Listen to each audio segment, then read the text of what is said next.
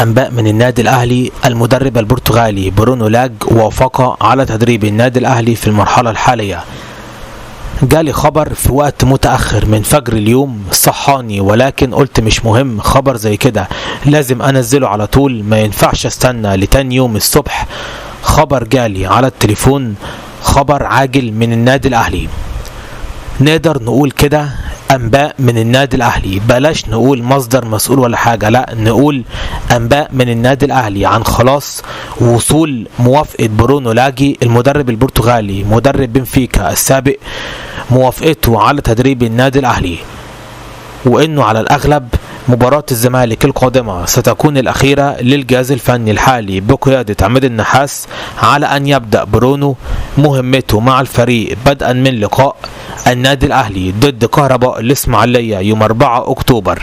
لذا الكلام دلوقتي اللي جاي لنا، لو المفاوضات المالية مشيت مع برونو لاجي في الطريق الصحيح، يبقى خلاص بعد ما وافق على تدريب الأهلي سيتولى قيادة الفريق بعد مباراة الزمالك.